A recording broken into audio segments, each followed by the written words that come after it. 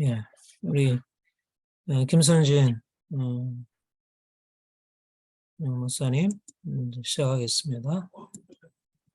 제가 제목을 섬기는 리더와 진정성의 리더십 그렇게 조금 이제 수정을 했는데, 왜 그러냐면 이제 그 어떤 섬김의 리더십과 이 진정성의 리더십이 어떻게 보면 우리 그리스도인들에게 동전의 양면 같은 것이다, 그렇게 생각이 좀 미쳐졌어요. 이렇게 준비를 하면서. 그래서 한번 그렇게 제목을 잡고 한번 시작을 해보겠습니다.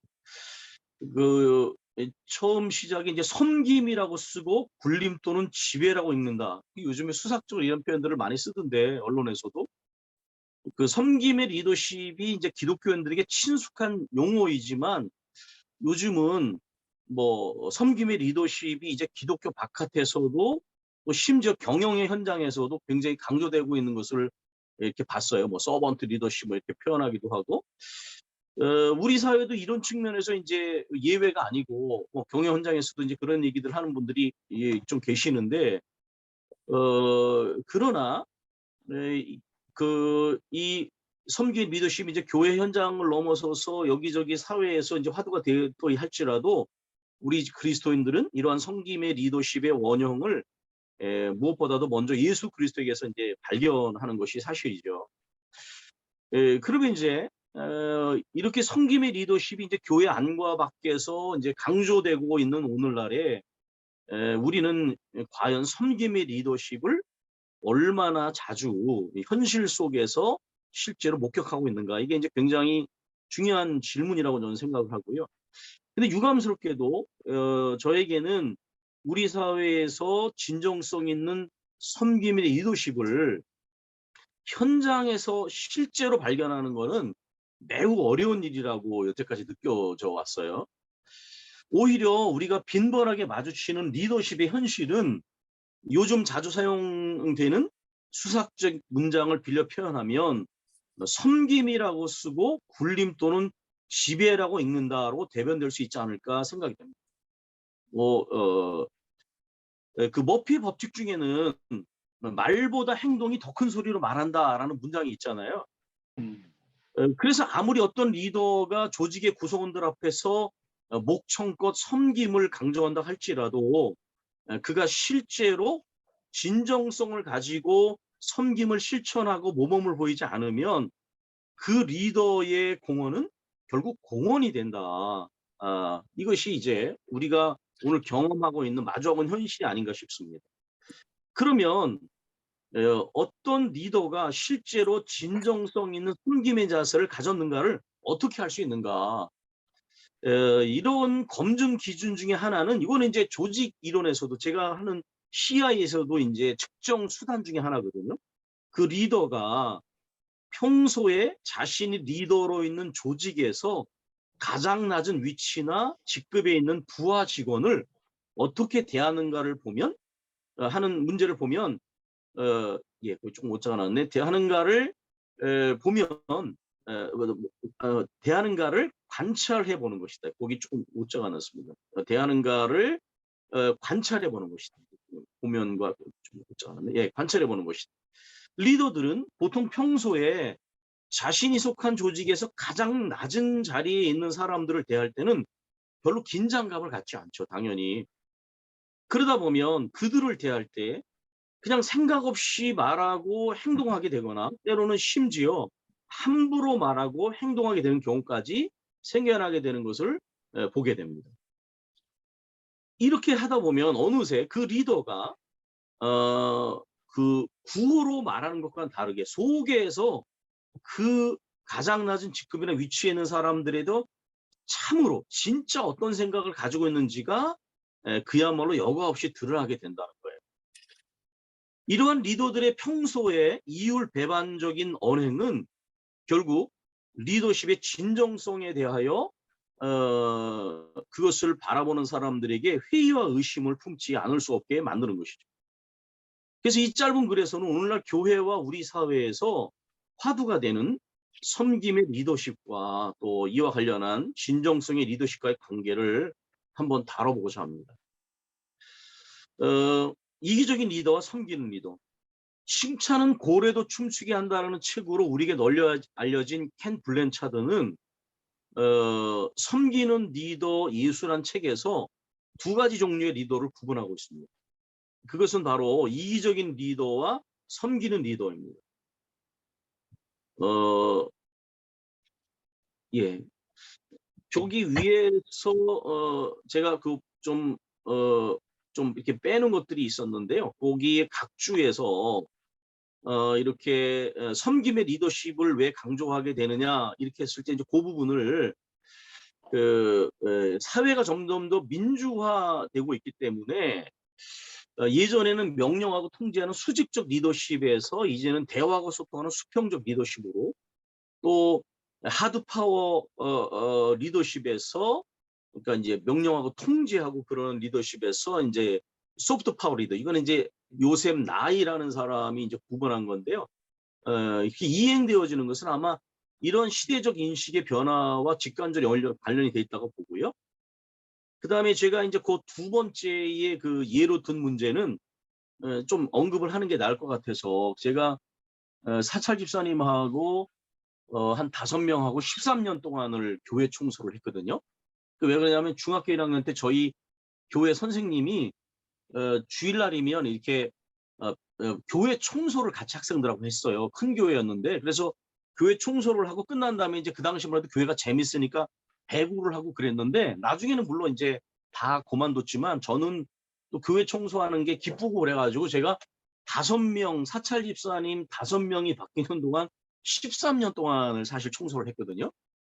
그래서 그러다 보니까 그 사찰 집사님들의 어떠한 어떤 뭐랄까 모습 그들이 교회에서 어떻게 취급되고 있는지를 아주 적나라하게 봤어요. 무엇 때문에 그분들이 상처를 받고 또 교회에 대해서 나중에 무엇을 느끼는지 뭐 자녀들에 대해서 자기 자녀들과 목회 자녀들 관계에서 어떤 걸 느끼는지 이런 것들을 이제 제가 보게 됐어요. 그래서 사실은 신대원을 다니면서도 이제 그런 생각을 잠깐 했는데 내가 신대원 때 좀 이 사찰 집사에 대한 논문을 좀 쓰면 어떨까? 그러면 한국 교회에 적나라한 치부가 드러나지 않겠는가?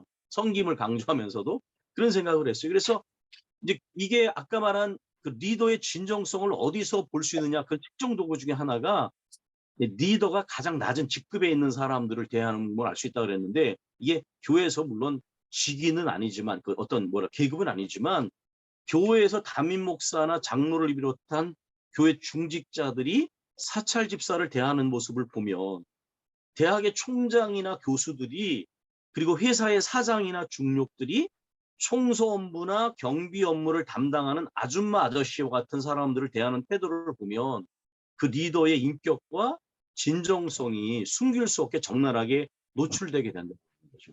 그래서 저는 이제 이런 부분을 이제 보면서 이 섬김의 리더십과 진정성의 리더십이 이제 굉장히 동전의 양면처럼 특별히 교회 현장에서는 더더욱 이렇게 맞물려 돌아간다고 생각을 해요. 그래서 이제 제가 이제 그 켄 블랜차드의 이제 이야기를 아까 했었는데 이 사람이 원래 굉장히 그 독실한 기독교인이었거든요.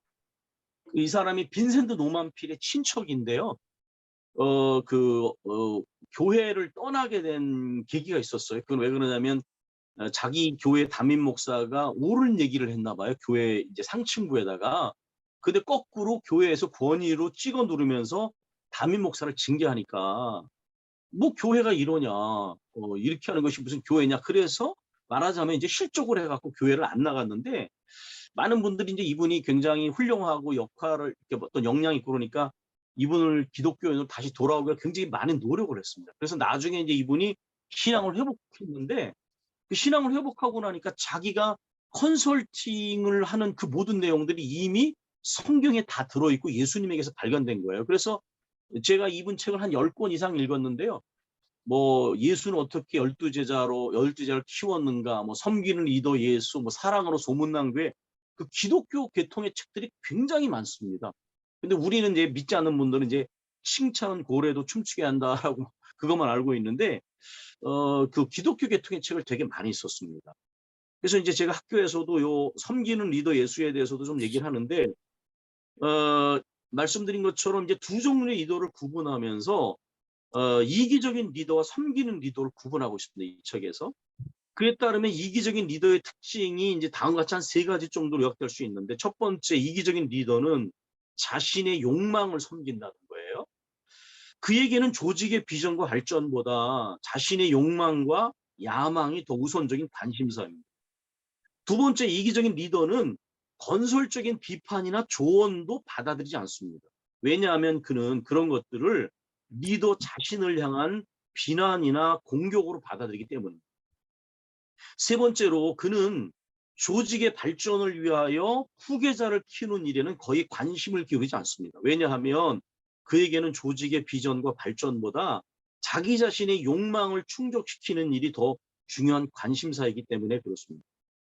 킴 블랜차드에 의하면 섬기는 리더는 이기적인 리더와는 전혀 다른 모습을 보이는데, 그 섬기는 리더의 특징을 요약하면 다음과 같습니다. 첫 번째, 섬기는 리더는 조직의 비전을 섬깁니다. 그는 현대적인 어떤 리더들이 그러하듯이 결코 조직 위에 따로 존재하면서 군림하거나 지배하라고 들지 않습니다. 왜냐하면 그는 자신을 조직의 일부로 이해하고 있을 뿐만 아니라, 그러기에 자신의 사명은 조직을 세우고 조직의 비전을 성취하는 일이라고 하는 것을 명확하게 인식하고 있기 때문입니다. 두 번째로 섬기는 리더는 피드백이나 조언 그리고 비판 등을 기꺼이 수용합니다. 왜냐하면 그는 그러한 것들을 조직의 비전의 성취와 조직의 발전에 유익한 것으로 받아들이기 때문입니다. 마지막으로 섬기는 리더는 후계자들을 양성하는 일에 지대한 관심을 기울입니다. 왜냐하면 그는 리더로서 조직의 비전과 발전을 위하여 사람을 키우는 일이 얼마나 중요한지를 깊이 인식하고 이해하고 있기 때문입니다. 킴 블랜차드는 예수 그리스도를 섬기는 리더의 전형으로 언급합니다.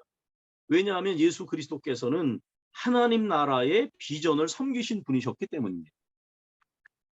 또한 예수 그리스도께서는 완전하셔서 어떤 조언이나 비판도 필요로 하지 않으신 분이셨지만은, 그러나 언제나 편견이나 선입견 없이 모든 것들에 대해 어떤 상황이나 문제들에 대하여 모든 사람들에 대하여 항상 열려져 있는 분이셨습니다. 왜냐하면 예수님이 이렇게 하실 수 있었던 것은 그 안에 그만큼 사심이 없는 분이셨기 때문입니다. 예수 그리스도의 선포와 사역의 핵심이 아까 말한 것처럼 그것이 바로 하나님 나라의 이제 비전이었다는 것, 그것을 우리는 잘 알고 있습니다. 그러니까 예수님이 이렇게 하나님 나라에 집중하셨기 때문에 이렇게 모든 것을 향하여 열려져 있을 수 있는 거죠. 사람에 대해서도. 마지막으로 예수 그리스도께서는 당신의 뒤를 이어서 계속해서 하나님 나라를 실현하고 선포할 제자들을 양육하셨습니다. 이런 양육의 중요성은 오늘날까지도 우리에게 연결되어 있습니다. 우리는 철저하게 섬기는 리더셨던 예수 그리스도에게서 진정성의 리더십을 발견합니다. 우리는 그분에게서 결코 어떤 그릇된 욕망이나 사심 또는 숨겨진 이중성도 발견할 수 없습니다. 또한 예수 그리스도께서는 말과 행동이 일치된 분이시며 말씀하신 것보다 더 많이 행하신 분이셨습니다. 이것은 이제 제임스 프라이슨가라고 하는 어떤 교육학자가 했던 말을 제가 근데 좀 문헌을 어디다 처박았는지 찾을 수가 없어서 그냥 이렇게 제가 인용만 했습니다. 아니 예수 그리스도께서는 행하기에 앞서서 이미 그 인격과 성품이 그러한 분이셨습니다. 예수 그리스도께서는 친히 자신에 대하여 말씀하시기를 자신은 이 땅에 섬김을 받기 위해서가 아니라 섬기기 위하여 오셨고 도리어 자기 목숨을 많은 사람의 대속물로 주려 하심이라고 그렇게 말씀하셨습니다. 좀 문장이 좀 오짜든 그러네요. 그리고 자신의 목숨을 죄인들을 위한 요거 아유 죄송합니다. 이게 문장을 좀 급하게 했더니 요 뒷부분은 빼야 돼. 그냥 좀 원고를 여기 반복이 됐습니다.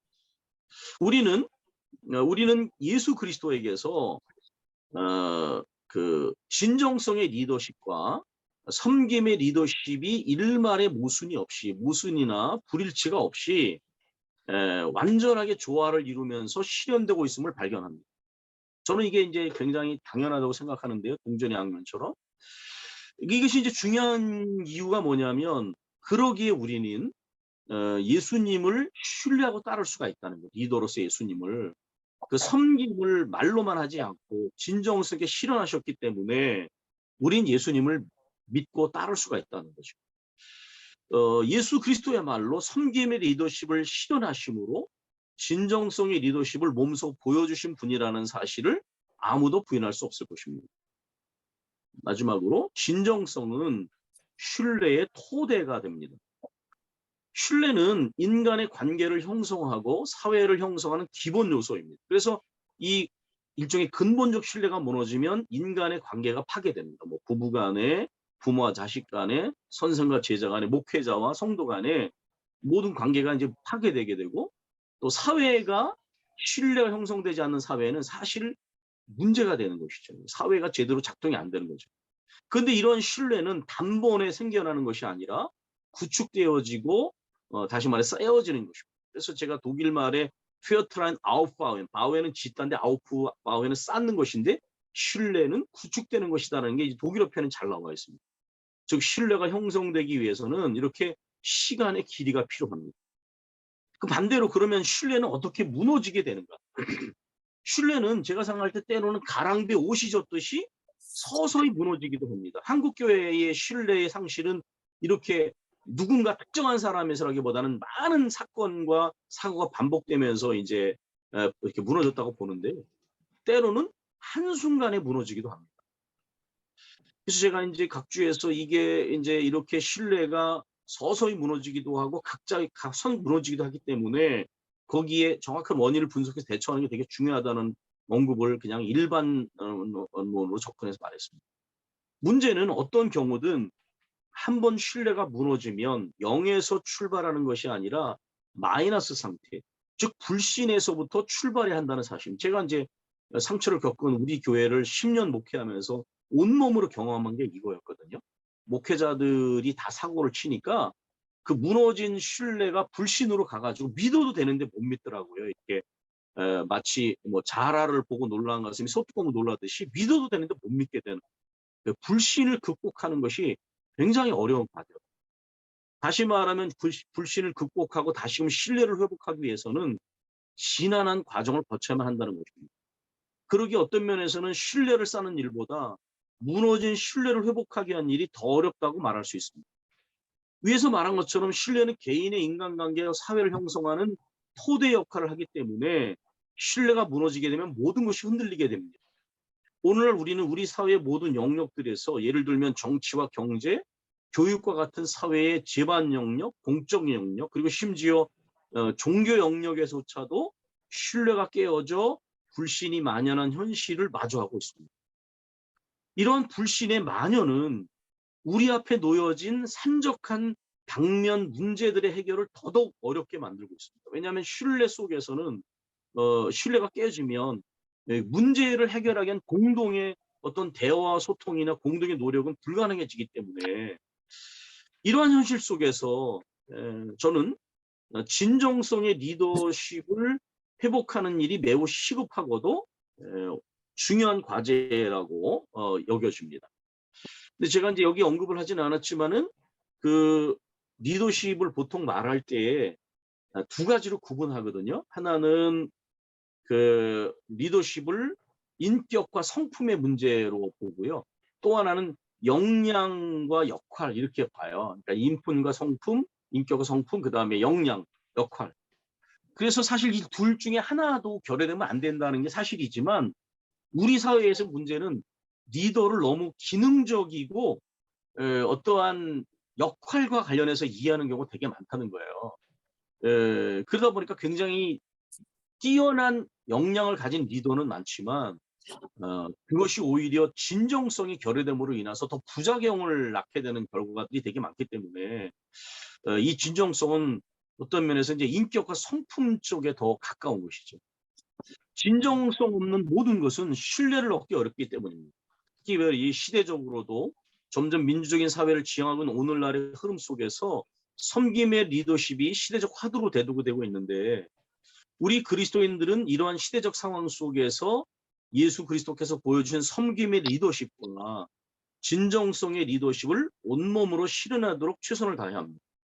그것은 단순한 구호가 아니라 위에 살펴본 것처럼 먼저 우리 그리스도인들이 예수 그리스도께서 그러하셨던 것처럼 하나님 나라의 비전과 사역에 철저하게 진정성을 가지고 온전하게 몰두하는 것. 이것은 저는 섬김과 진정성의 리더십이 조화되는 거라고 보고, 그러니까 일종의 영적인 논리라고 보는데, 그 섬김의 리더십과 진정성의 리더십이 이렇게 따로따로 이해되거나 아니면은 뭐 진정성의 리더십과 그 어떤 섬김의 리더십이 한쪽을 포함하는 관계처럼 생각할 수 있지만, 저는 이거를 이제 동전의 양면으로 이해한다. 왜 그러냐 하면 예수 그리스도에게 섬김의 리더십은 바로 그 하나님 나라에 충실한 진정성의 리더십의 그 양면이기 때문에, 그래서 하나님 나라의 비전과 사역에 철저한 게 몰두하는 것이 바로 굉장히 중요하다고 봅니다. 이런 점에서 필자는 우리 예수운동연대 역할이 매우 중요하다고 봅니다. 손은주 교수님께서 저에게 오셔서 이제 설교하실 때 그런 얘기를 한번 하셨는데, 그 엠파이어 빌더하고 킹덤 시커가 다르다. 그런 얘기를 하셔서 굉장히 공감을 했거든요. 그러니까 교회가 제국을 건설하려고 하는 것과 하나님 나라를 추구하는 것은 다르다. 근데 오늘 한국 교회에서는 교회라는 제국을 이렇게 형성하려고 굉장히 노력을 하기 때문에, 그것은 예수 그리스도께서 이루신 그 본질에서 벗어난 거기 때문에 절대로 그런 상황에서는 섬김의 리더십이나 진정성의 리더십은 불가능하다. 그런데 우리가 예수운동연대가 원래 이렇게 처음 출발할 때 했던 것처럼 또 그 이전에 어떤 샬롬 나비에서 그 섬기는 이라고 하는 것을 굉장히 강조하는 것을 우리가 보면서, 그러나 현실에서는 사실 군림과 지배의 리더십을 많이 목격하면서 하나님 나라에 철저하게 진정성을 가지고 몰두하는 것, 그것이 바로 섬김과 진정성의 리더십이 조화되는 것이기 때문에, 저는 우리 예수운동연대가 이 하나님 나라의 본질에 충실하고 진정성을 가지고 임하면 거기서 자연스럽게 섬김과 진정성 리더십이 조화를 이루려고 보고요.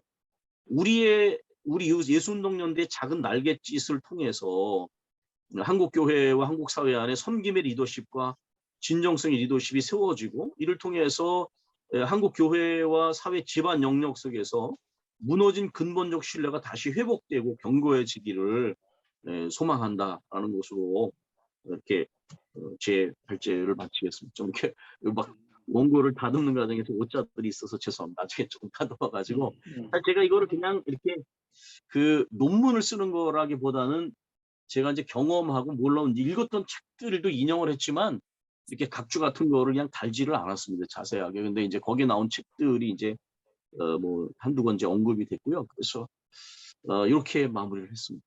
예, 감사합니다.